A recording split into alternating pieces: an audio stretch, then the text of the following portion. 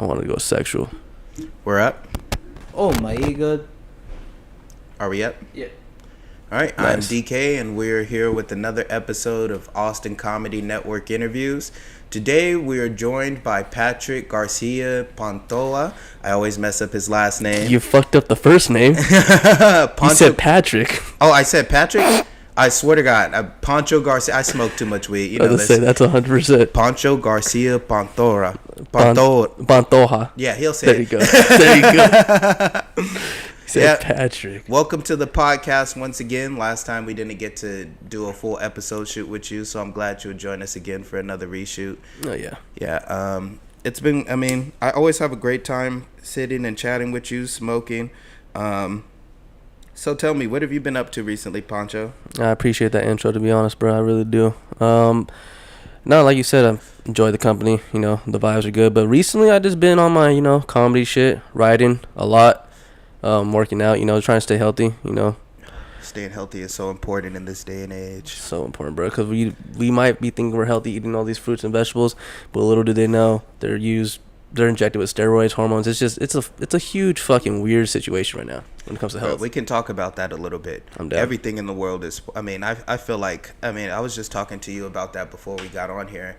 I just feel as though, like, really, when it comes to being healthy, there's no way to achieve like a perfect balance, especially here in America, where like all the food is poison, like literally all of it. Pick your poison. It's like you decide to have whole foods, you decide to eat whole foods, and the meats are full of hormones and steroids, the fruits the same thing, pesticides, etc. You eat stuff out of boxes or pre-prepped food, and it's just like they're not even using real ingredients. You can't pronounce half the shit that's inside the box. All types of dyes and artificial preservatives. Everything is full of sugar. Sugar is so toxic for you. Yeah, but it's so good though. Bro, if I could, I would eat tablespoons of sugar every day if I could. Like cocaine and methamphetamine and stuff, they look at sugar and they just like, how do you have it so easy? No, literally, bro. Like, what the fuck? Why are you on the market? I'm not. You probably kill more people than anything. Probably, bro. They take off sugar. Takes off limbs. More than limbs. Like, you can really just have no leg because you like sugar that much. You can have no leg, no toes. You can fuck up your heart. You could, sugar is one of the main fuels for cancer. Like, it gives you a lot of brain fog because your body is so used to consuming carbohydrates constantly. Like, we weren't built. We didn't adapt to consume sugar at the rate that we do now. Like, 100%. Sugar was like relatively in small quantities and like berries and stuff. And even those, like, they've been artificially tinkered with to produce the best fruit over and over again over generations. Like, bananas look nothing like they used to do back in the day. These things are huge now, bro, and they're just all fruit. Like, back in the day, it used to be mostly seed. There's barely any pulp in it. Like, what's funny though about all the shit that's going on? The only reason why it's actually being successful in America is because Americans are lazy as shit. The real healthiest way is to grow your own shit. To have like your own livestock, chicken, that's the healthiest way, because damn well you're not doing that to yourself. Yeah. But the government knows, like, bro, these Americans ain't gonna do that. They're what not. The fuck? They DoorDash. I know I'm not. Yeah, that's what I'm saying, bro. I talk all this shit, but at the end of the day, it's like, damn, bro. Yeah. Safe HEBs, I gotta just put my faith in them. We're all imperfect humans. Yeah. Just trying to make it with the knowledge that we have. I'm not gonna lie. I feel like I'm one huge trip away from just just doing everything on my own. I'm one huge like mushroom or acid trip away for just be like, fuck this shit. I'm not gonna let them take it over anymore. I'm just gonna plant my own shit, because it has been hitting my head, like my mind. I'm like, damn, bro. Even though it's gonna suck, I just hate knowing the fact that eating these fruits, eating this chicken, it might not be really helping me the way I want. It's so weird how psychedelics push you to be a better version of yourself. Like, it pushes you to what you're supposed to be. Yeah, everyone. It feels like it's so good at helping you realize, like, helping you acclimate to try to find internal balance, like, in whatever way that might be. There's so many different levels of a person's existence in their journey. There's your financial, your mental, your spiritual, your physical health. you know, and you have to take care of all these things and kind of keep them in balance.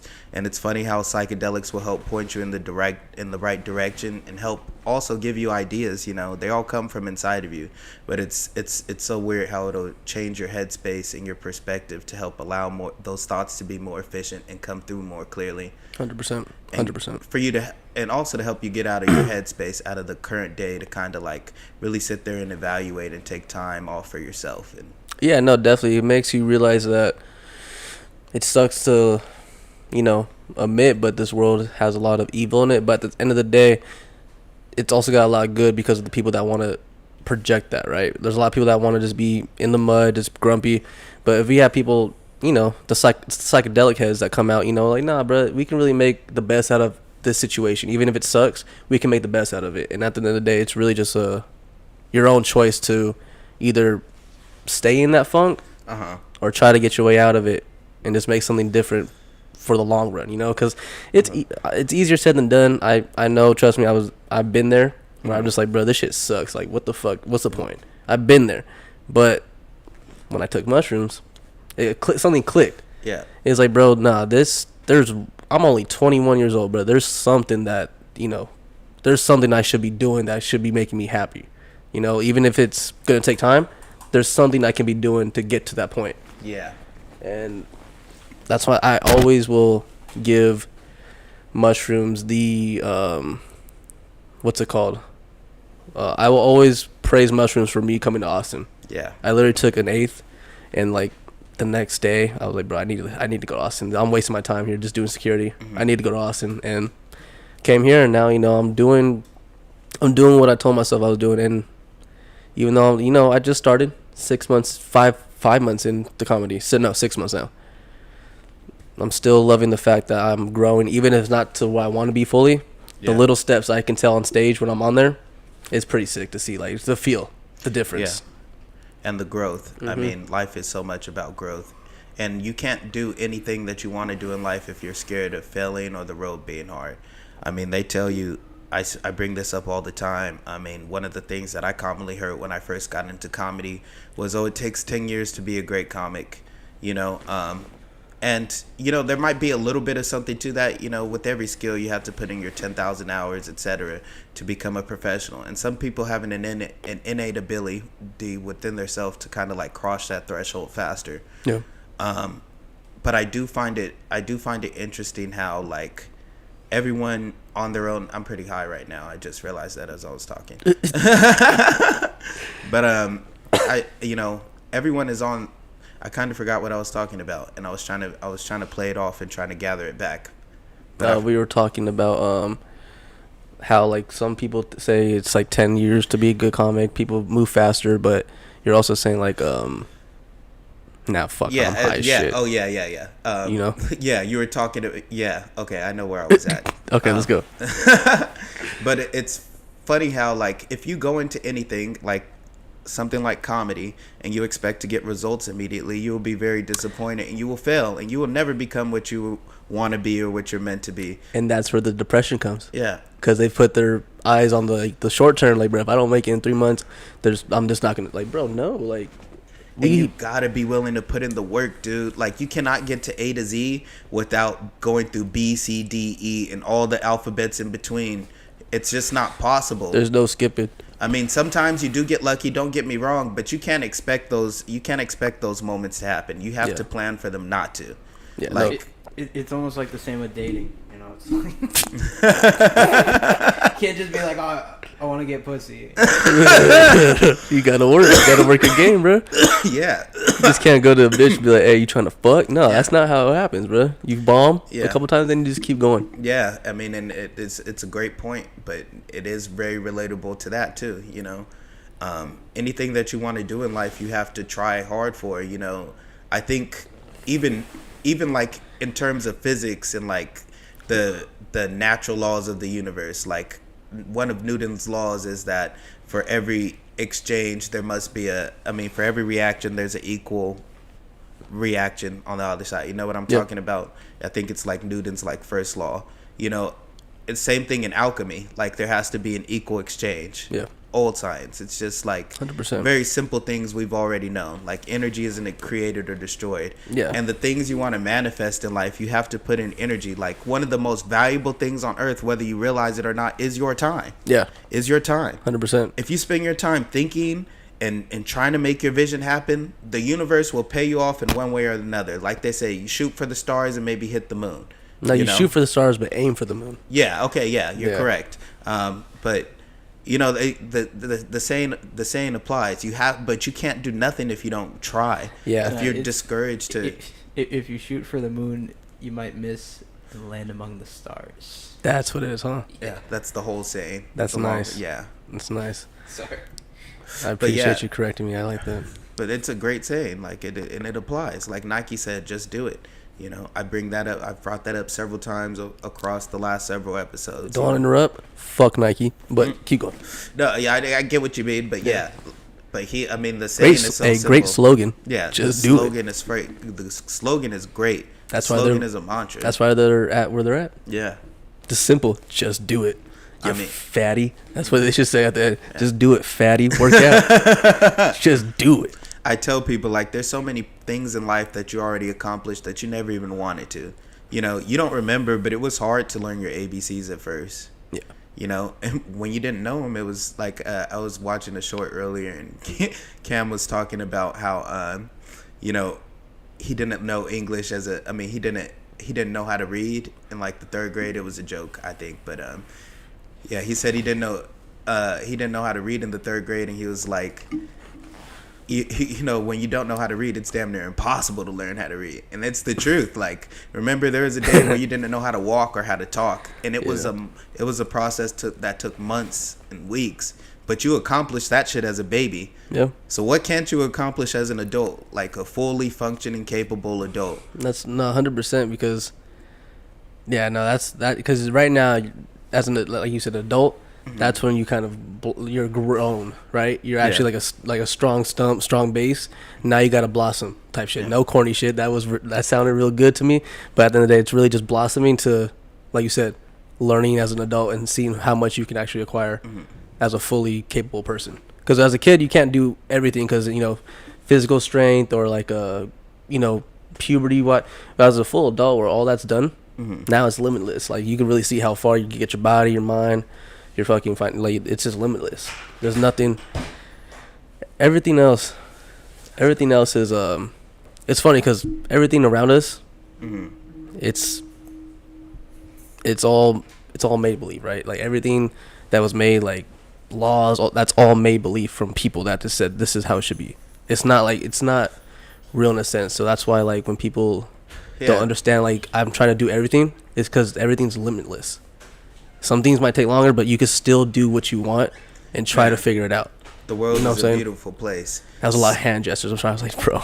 No, I was just walking with someone the other day, and I was explaining to them, I'm like, you got to understand that when you're, because it was a friend, she was telling me that she wanted to try, podcasting and, you know, doing the same thing that I'm doing here. And I was like, and she just saw, like, she was explaining to me that the reason why she can't do it is because this or that. And I mean, I have these conversations almost on a daily basis now where, you know, people will come and ask me for advice or talk to me. And I try to explain to people, you know, you have to understand that you are limited by your own mind. Your mind is a prison.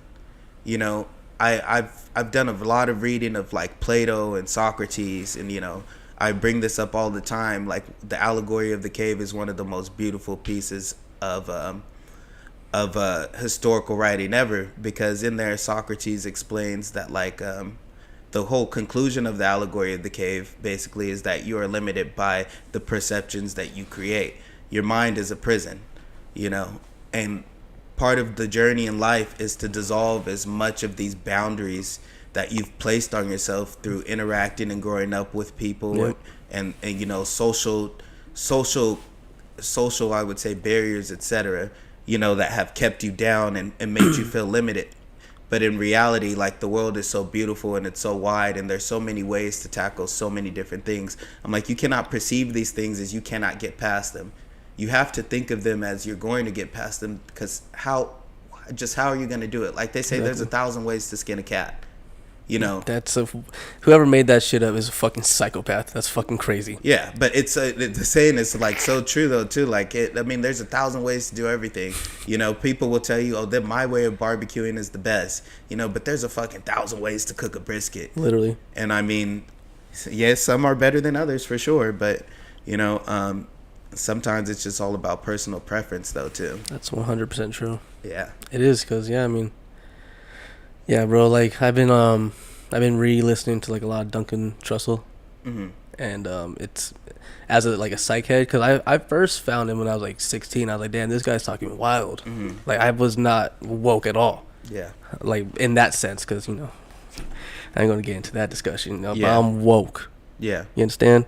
I'm woke, but now as Duncan, my third eye is open. No, it's open, bro. Yeah, and it's gonna get bigger, because I need to trip pretty soon. Because on that, never mind.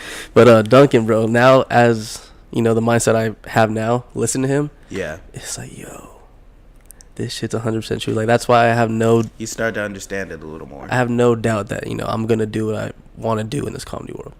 I have no doubt. Like it's gonna be at its own pace, at its own time, and I'm perfectly fine with, you know, just experiencing everything, going through the journey. Yeah, I'm perfectly telling fine people that the other day. I messed up my second Kill Tony appearance. It went way worse than my first one, in my opinion. But it wasn't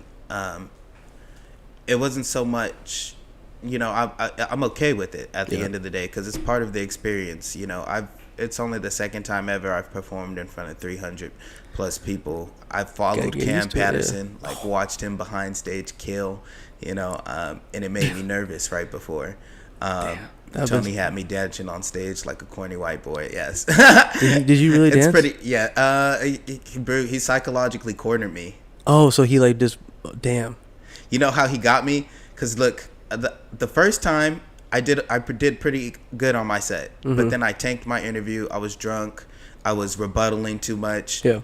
With shit that he didn't like, and I had the feeling like he didn't like me. I felt like I wouldn't get on again, and I ended up getting on again, you know, 2 weeks ago, and I did the Chris Benoit joke, and it started off good.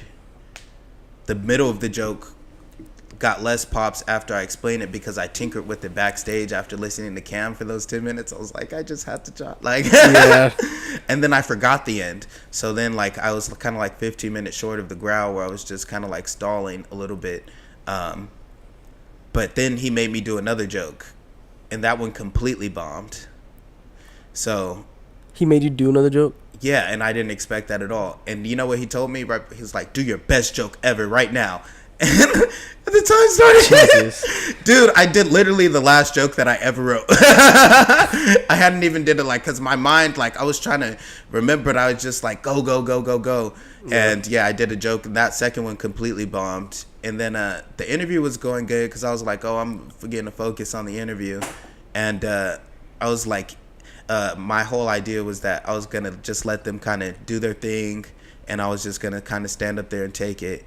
And then what it ended up getting into was he started to ask me questions, and one of the questions he asked was, okay, so what do you like to do besides comedy? And I go I like to go out to the bars and clubs and shit, smoke and dance and stuff. And he's like, dance right now. And then the guitar literally starts going immediately, and the drums start playing. Damn. And he was just fast like that, bro. Yes. Just, yes. And I was like, it wasn't even it was an electric guitar and just thimble that's wild that he just said, okay, so keep going. Yeah, fist pumping and shit. I don't know. I mean, yeah.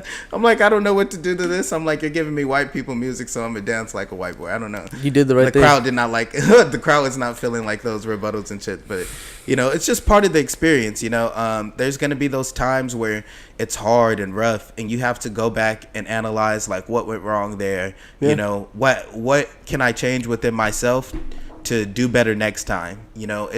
It's during your worst moments or the hardest ones where you learn the most about yourself and the art. Yeah. Right? No, definitely.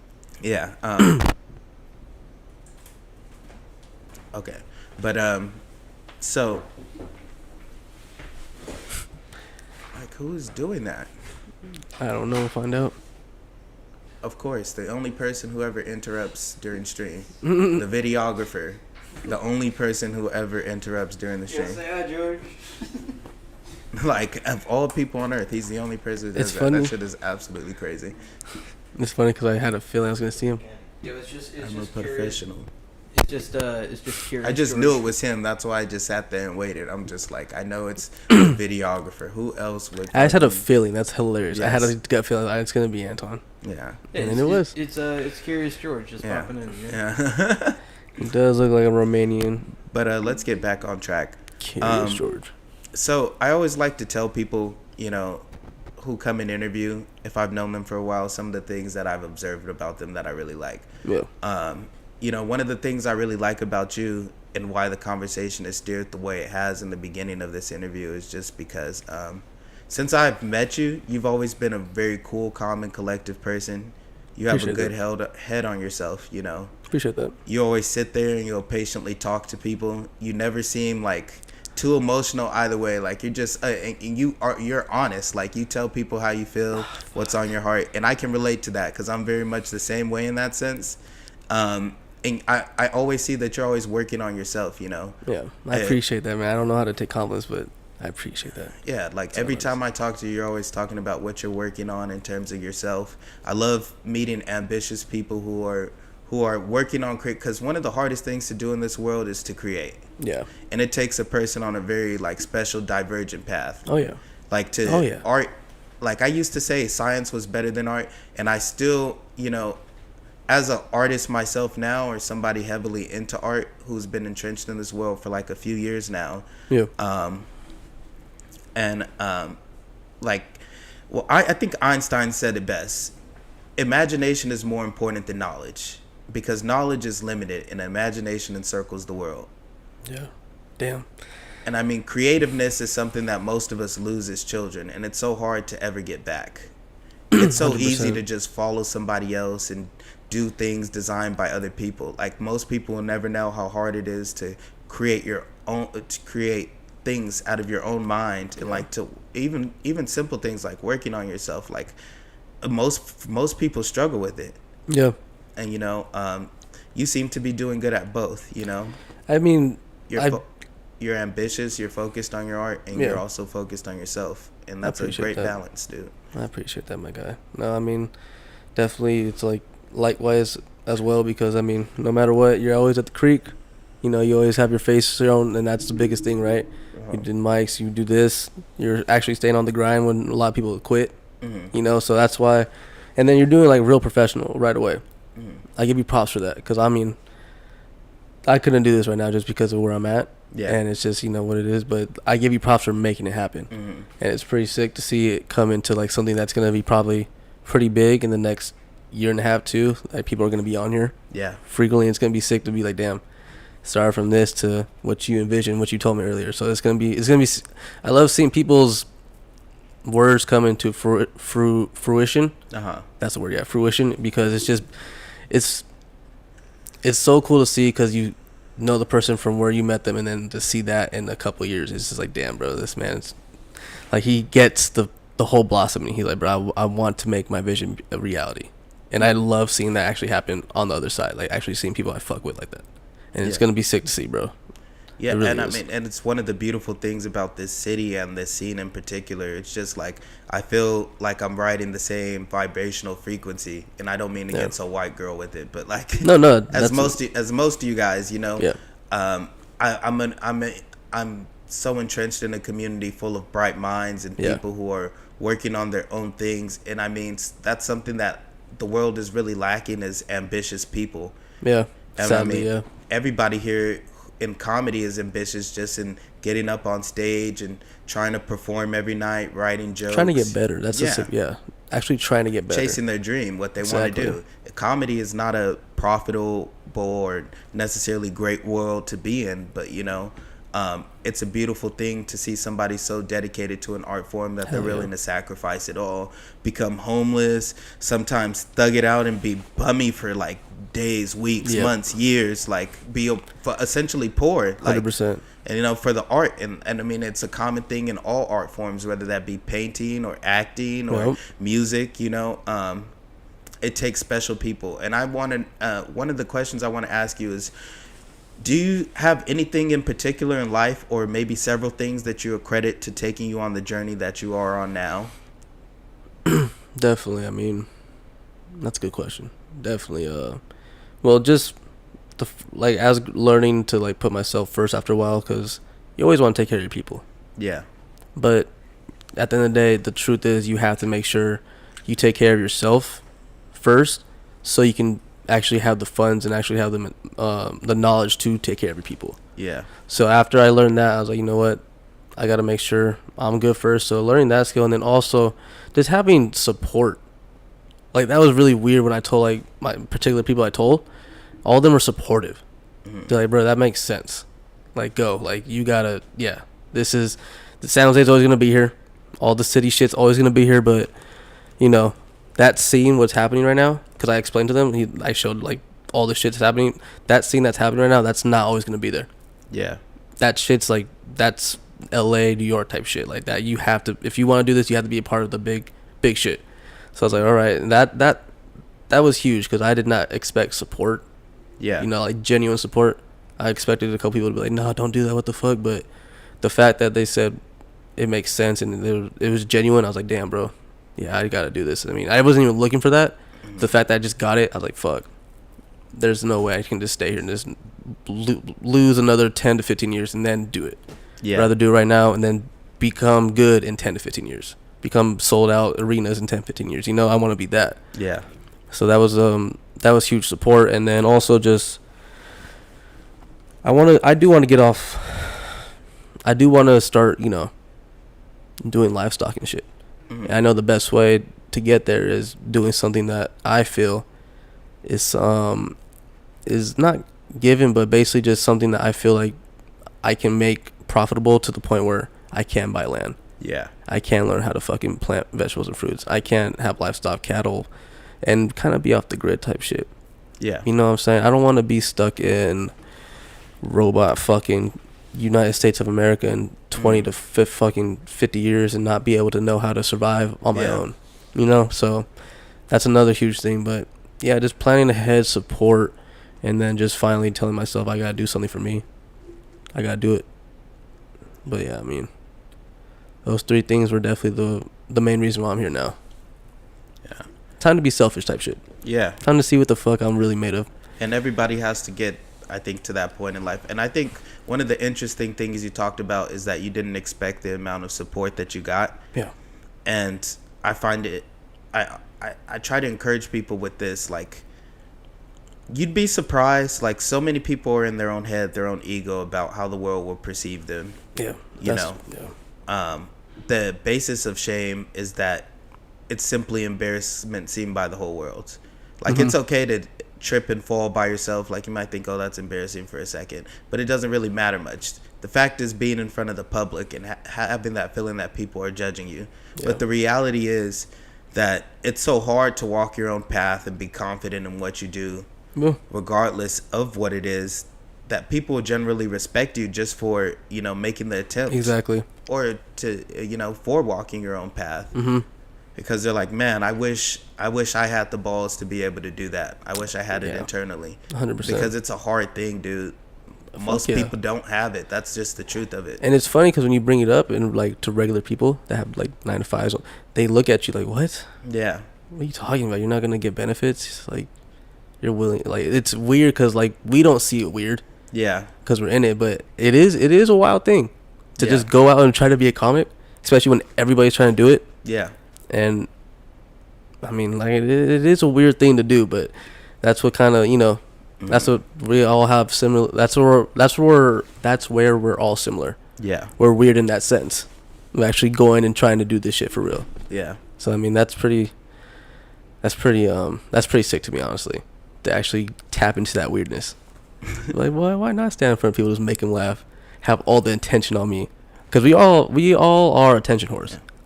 At the end of the day, that's what comics are. We're attention whores because if we weren't, we wouldn't be on stage telling jokes. This is 100% true. We want people to laugh at our jokes so they can feel good, and that reciprocates back us, and it's just a great night, great vibes. Yeah. And if we don't get it, we get in our heads a lot. Yeah. That's one thing being a comic, bro. You want You want to be a people pleaser. Yeah. And if you don't do it, you feel like Most shit. comics are people pleasers. Yeah. When it comes to like performing. Yeah. And if you don't do it, you feel like shit. But I also feel like most comics have a very like, at least most of the ones that I've met like have a good spirit, in the sense that like Exactly, yeah. a lot of comics that I've met have actually been through like a lot of shit. Like trauma is super common in comedy, Hell yeah. or just hard lives, you know. And most people have an appreciation for life, and they want to bring joy to other people. Yeah. And I think one of the biggest things is, I think comedy starts internally first with learning how to laugh at yourself, laugh at the bad things in life, you know, understanding that shit can go wrong at any moment, Yeah. you know, as it can go right too. It's just the paradigm of the world. But, Exactly. you know, I'm high. I realize that as I'm going through the sentence. I'm like, I'm kind of branching off as I'm talking. Yeah. But no, you're right. Like, it's just, it's all, at the end of the day, it is easier. For everybody else, it is easier said than done. But at the end of the day, it's not. It's actually easy both ways. If you want to do something, it's really just going out and doing it. Yeah. It really is. Like, people have, if you're an able-bodied person, if you are that. Can I get that lighter, Patrick? There's no reason why you can't just go and try to chase your shit. If you have everything working, that's almost disrespectful for the people that don't have shit. Agree. Like, bro, they really, bro, what? I'm really trying to get my shit, and I don't even have a fucking foot. I can't walk. I'm still out here, fucking trying to shine. And then the motherfuckers sitting in their fucking crib just smoking, playing video games, not doing shit, not trying to do nothing. Not doing shit. Just trying to. This is just the last month, when part of the process of getting this up, like I was going to look at equipment, and I went to Walmart, and I have a shopping problem. Like, I really love to spend money. And Walmart's a nice spot. It really is. It is. And I end up getting an Xbox X. I don't even play video games. Like, dude, I really don't. Like, I'm not, the only time, like, I grew up with siblings, so one of the weird things about me is I only like to play video games against other people. Yeah. Like, I'm a versus person. I can't play video. I've never played the campaign in, like, fucking anything. I have to be, like, really high to play the campaign. There's no way I can do it, like, just sober. But, dude, I got an Xbox. I hooked it up. I was playing Fortnite for, like, a week and a half. I don't even have no friends on Fortnite. I was making friends on Fortnite. Like, just I was having so much. Dude, I didn't do, like, shit. Almost shit Timmy's raw, huh? work for, like, a week and a half. Huh? Yeah, Timmy's raw, huh? Yeah. The little kids are fucking nice at Fortnite, bro. And then they be fucking dancing on your shit. Like, fuck you, little bastard. Dude, I had to give that shit back. I'm like, dude, I'm not focusing on comedy, building my business, like anything. I'm just... Yeah. The game, bro. That shit is addicting. Especially online. Online gaming. Bro, Call of Duty on Xbox Live, bro. Oh, my God, Patrick. You remember Call of Duty, right? Yeah. I wish that they brought back, like, Nazi zombies. I know. That's like my favorite part of Call of Duty. That shit was sick, but no, Call of Duty online, bro. Just keep it real. You know, you just wanted them to just bring back Nazis. That's like the whole. That was like the whole part of the point. But the cool thing is, like, the zombies don't really matter, but like the Nazi part, bring back as many of those as you can. But the cool thing is, you get to kill them. Yeah. But I think Patrick wants the other way around. He wants the troops to be the Nazis and to be the zombies and the Nazis to be shooting. He's like, bro, Hitler had a point. He's not crazy, but nah, bro. Games is go. I wanted to talk a little bit about your comedy journey. So, how long have you been doing stand-up at this point? I think 6 months now. Yeah, 6 months. 6 months. So, first off, tell me about your first time on stage. How did that go? It's at Creek in the Cave. Okay. It was like a late night mic. I was pretty fucking sauced. I had my book. I was reading my notes. I was like, bro, I'm gonna do this. I'm gonna do it. Got up there. Forgot I had the book in my hand. Yeah. Fucking forgot all the material I wrote and just fucking blanked. It was just so much. I was like, yo, what the fuck? There was only like 3 people there. Did you drink your first night? Yeah, I got fucked. Yeah. So it's a very common thing I ask the guest on here, and almost like I'd say probably 80% of comics were intoxicated their first time, including myself. Yeah, but I was so prepared. I was like fucking. But then Yeah. And when I got up there, it was just something that made me like, oh shit, we're actually up here. Yeah. That's what it said. I, like in my head, I was like, oh fuck, I'm actually doing this, and I just fucking did crowd work for like 4 people. It was horrible. It was trash, but it's part of the journey. Lessons learned. I laughed. I laughed after too. I was like, yo, I fucking just ate shit for no reason. There's only 4 people here. But nah, that was my first time. Creek in the Cave, late mic, bombed, drunk, fell asleep in the car. Mm-hmm. Not a good night. Yeah. Most first time stories aren't. But in your time, you've definitely. I mean, I've seen you perform quite a few times at this point. Yep. You're definitely gotten a lot better at your joke writing, your cadence on stage. You're super comfortable. You know, you even go take a seat on stage usually. Yeah. And I've seen you work on hammering out the jokes that you like and concepts. Yeah. And you know, it's just it's the signs of somebody who's really invested in working on their art, and you know, the signs of somebody who I think will, if they stick with it, will go I appreciate places. that. That's sure. the goal. I appreciate that because I mean, some of my jokes are definitely hard to get passed on by the community. Oh, I know. I completely understand. Like my cheek taking shit. Not a lot of people are on board with that, but they laugh. They're like, it's funny, but geez, bro, you gotta chill. I'm like, nah, bro. It's like immediately the first joke that I thought of when you were saying. Yeah, that's what I'm saying, bro. There's this great quote that goes like, better to write for yourself and have no public than to write for the public and have no self. Nice. Stay true to yourself. You shouldn't have said that because I'm really gonna try to master that joke. I'm gonna get it to pop. But so take me through your joke writing process. How does that usually go? Yeah, no, definitely. So as of recent, I have changed it because I've been doing writing differently. I actually went over. Do you know Dom? Yeah, Dom LaMarca. Yeah, the boy Dom. He invited me over to do some writing, and we've been doing like writing prompts. Yeah. He's like names he has a book, and it's pretty sick. You get to pick like, for instance, there was one about like keeping up with current times, and then I was like, oh, that's pretty fucking sick. So I made like a little joke about like, I don't like the fact that I can look up COVID information while at the same time be having a porn in the corner, just jerking off, just reading information that's worrying me. Like, oh shit, my mom got vaccinated. No, That's a wild thing to say. That's what I'm saying. And I was like, bro, this is great. So I've been doing like writing prompts, like just making things up. And then also like writing on a lot of what I think in the moment. Yeah. Because like for a while I was like, oh, I'll think this and go back home and then write it down. But now I just get my phone and then write it down like that. So observing more. Because I was just trying to get thoughts. And I wasn't like really observing everything around me. And not gonna lie, people are idiots. So it's a lot of shit's funny. When you're just really looking out for shit like, oh my God, bro. This guy just picked his nose and just ate it. No cares at all. What the fuck? And he just walked by. I was like, yo, you just did that? About to go touch a bananas, bro? Fuck you. But, yeah, the world is filled with funny people that don't even know it.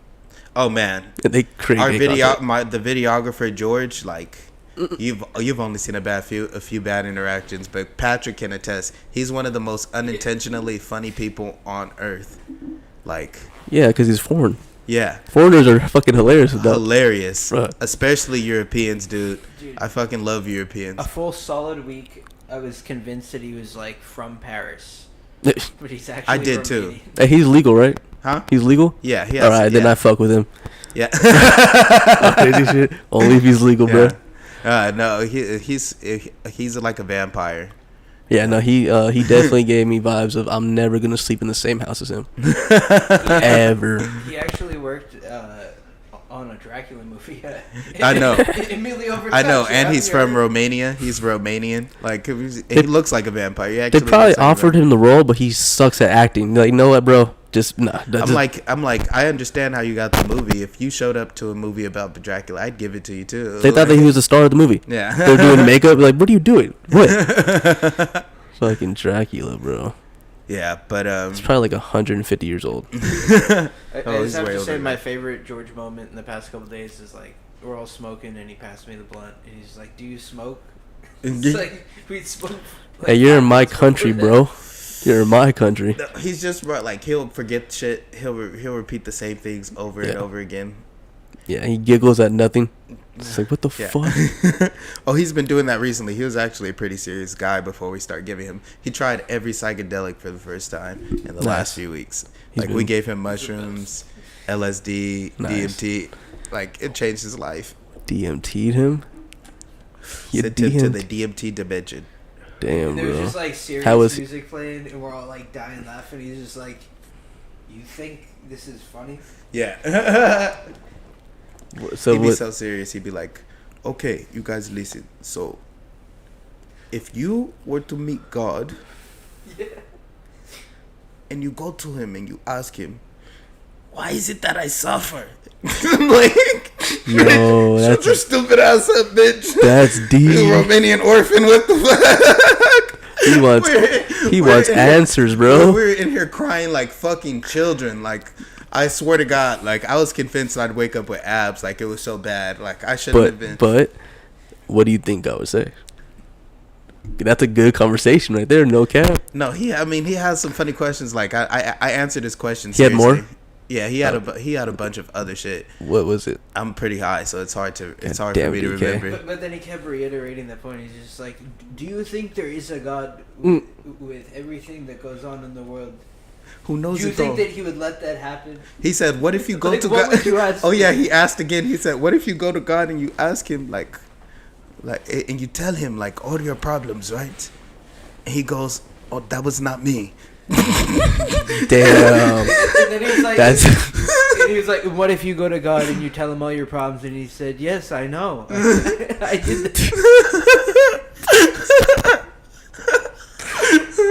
That's hilarious, bro. Bro, I was tripping out with it. I was just thinking like, what if George has just been like a comic in disguise like this whole time, who's just never broke character? That'd be crazy, bro. That would be hilarious. He'd be a serial killer for sure. If he never broke fucking character, that's fucking. Like, what are you on, some Tom Cruise shit? He eats people. Yeah, for sure. But Okay, Ashton Kutcher. Do you guys think that he? Do you guys think he did it? I haven't looked into. What did he do? What happened? He apparently he murdered this lady with Danny Masterson. It was that 70s show gone wrong. No, he didn't do it. I don't know, man. They're both Scientologists. That's kind of sus. That's true. I don't think he did it though. He does a lot of good. Ashton Kutcher's always struck me like a good guy. He tries to stop sex trafficking, bro. Child sex trafficking. He's always struck me as a good guy. Yeah, and he's fucking Mila Kunis, so I think he does no wrong. He does no wrong in this world. International supermodel, isn't she? No, she's an actress. Oh shit. She was on that 70s show. She was in Ted, the first one. Oh, I do know who you're talking about. The dark haired sexy girl. I was just rewatching Ted recently. Hilarious. Fantastic movie. It's always gonna be funny. Always. I forgot that it even existed. I was like, oh shit. It's a masterpiece. Seth Green is funny. Is a funny content creator. He's still doing it with Family Guy, bro. I laugh my ass off to that shit, bro. That should be hilarious. I got my R&B voice on. So you like how it sounds? Yeah. Yeah. So, tell me, you grew up in San Jose, California, correct? That's true. So, tell me a little bit about your upbringing. My upbringing was pretty smooth. I'm not gonna lie. Like, how many siblings do you have? I have 2 younger sisters. Okay. And then stepbrother that is basically my brother. We've been around each other since 5 years old. Okay. And how was growing up in San Jose? San Jose is a college town, no? A big university there. Yeah, they have that. Santa Clara. Yeah, I mean, it's also just a really nice area. Yeah, San Jose. I mean, it's definitely a smooth city, bro. It's a coastal city, so you grew up right next door to the beach. A little bit. Like, I had to go to like Santa Cruz. That's like 30-40 minutes away. Monterey. Like, it's. Oh, you did? It's Silicon Valley. Okay. Silicon Valley. So that's like inland. Yeah. So no, San Jose was fun. San Jose, I loved it, man. I mean, I do wish my city was not changing for the worse, because I would love to buy some shit over there. But San Jose is always gonna be my home, one of my homes, and it was fun growing up, bro. The kids were kids. very diverse. Yeah. You had Islanders, fucking Tongans who eat horse, you know, fucking Samoans that eat mayo just by itself. Like we had black, Vietnamese, everything was there. Yeah. And it was just always some mischief going on, bro. Yeah. Because the Bay Area is a real smooth spot. Were you a skateboarder growing up? I had a little phase. But then I remember, and then I like realized like, oh, I'm not gay. Yeah. So I can't keep skateboarding. I'm a man. Yeah, I think everyone I don't know if that's I just want to say that because it sounds a little bit ignorant, but it's okay, it's funny. But I just think everyone in California who grows up in California has like a little skateboarding. Of course, yeah, you got to, bro. You got to. The weather's just too nice. That's like, how you find out if you like men or not. If you continue with it until like you're 25, yeah, you might like guys, because all they do is skateboard with their shirts off. That's all they do. So I'm not really gonna hang out with that. Like Adam 22 gay then? He's. I think he still loves skateboards. Yeah, I think he does. And he plays that fucking, what's that shit with the bald string? He still does that shit. Like, bro, get the fuck out of here. What about Tony Hawk? I fuck with Tony Hawk, though, because he's a trendsetter. He made that shit big. Before Tony Hawk, no one gave a fuck. Who the fuck gives a fuck about someone skateboarding? Nobody. Tony Hawk came around. He did some crazy tricks. Like, oh, let's go see what this talking about. Tony Hawk is on the Mount Rushmore of skateboarding, I'm pretty sure. Yeah. All right, what about Bam Margera? That's so fucked up to ask. Bam. Yeah. Jackass was also a good show back in the day. Yeah, and honestly, I did not watch his skateboarding because I was not into like watching people skateboard. Yeah, that's kind of gay. Did you hear like the whole like recent story about Bam? Like the past. There's been a couple, yeah, but like what's this one? Well, like it first started off like in like 2020, he opened up his house to the public and he was like, "All right, I'm dismantling my skate park. Like one last skate. If you want to come through," and like I don't know, like 5,000 people showed up, something like that. The fact that people showed up to see Bam, fucking that's crazy. And then he just like smoked like a lot of meth since then. And he's been like in and out of rehab. Oh my god. Shit. Yeah, I hope he's doing well. Bam, I do too. Bam, if you're listening to this, bro, stay clean, dude. Well, he might see this one day. So, do you have any crazy stories growing up in San Jose that you like to share? Got a couple, bro. I'm gonna just go into like. Oh, there's one time, bro, when I was selling weed at a young age. I was like a junior. This is before I even smoked. I didn't smoke until I was like 18. So I was making profit. And I remember this one time, bro. This bitch hit me up for some weed. And it was a bitch I fucked back in the day. I was like, oh, it's gonna be smooth. Get some head and some money. Let's do this. So she hit me up for an eighth. So I was like, oh yeah, this is smooth work. So I stole my mom's car. My mom doesn't know about this until now. Put it in neutral. Went down the driveway. Just skirt. Let me go get this fucking money and top. So I went over there. I met at a park. And she said, oh, I'm here at the benches. Like, you know where like the little tables are? Yeah. And then I was like, all right, I'll meet you over there. So I went over there. And while I was walking like more than middle of the way, I heard like some branches breaking. It was just some fucking fat ass cholos, bro. They're about to jump me for fucking eighth. We're 16, bro. Like, this is like petty shit. You peeped it before you got there? I heard it because like they were fucking fat, so they're stepping on branches and shit. Like, that shit's breaking, bro. Yeah. So I was like, what the fuck? And then they saw me look, and then they saw me see them, and they came out running. But I was like, bro, this is like my peak athletic body. You got the fuck up out of there. Bro, I was like jogging after a while. I was like, bro, these guys are stupid. So I got out there, but I was pissed, bro, because like she really set me up for an eighth. I had a very similar thing happen when I was like 15. I was coming back from high school, and I had like this iPad I was trying to sell, and like for some reason, like my neighbors, my stepmom didn't like me, and she used to hang out with my neighbors, and for some reason I'm convinced like she had me jumped because like I had got her evicted or something. Like, how did you get her evicted? Dude, because it all happened the same night, so I never really figured out exactly what happened. But I came back from school one night, and I used to walk home. Like, and my school was like 3 miles away. Yeah. Like, I used to take like a fucking almost 2-hour walk home every day. Damn. So I'm walking all the way up to the house, and I just start to hear like, start to get like this weird like tingling down my spine, like something's wrong. And because I feel like I'm hearing like echoes of like grass moving or Yeah. something. Like my senses are telling me something's wrong. So I keep stopping and looking around. Like, bro, I hear something. Like there's something weird like going on. But I keep every time I turn around, I don't see shit. So I keep walking down the street, and it's like a little cul-de-sac area. And I was living in Indianapolis at the time, and eventually I get further down the street, and I turn around for this final time because I'm like, dude, something is bothering me. Like somebody is following me or something. Yeah, that feel you. And I see the two neighbors come out the cut, and it's like this 16-year-old dude with dreadlocks and this 19-year-old dude with dreadlocks, this big ass dude with dreadlocks. Jesus. And they're like, hey, and I'm like, hey, what's up? Because we done kicked it quite a few times or whatever, and we have been talking about like the iPad the other day. The only reason why I bring up the iPad is because he comes up and tells me like, hey, so what's going on with that iPad that you had? And I'm like, oh, I already sold that.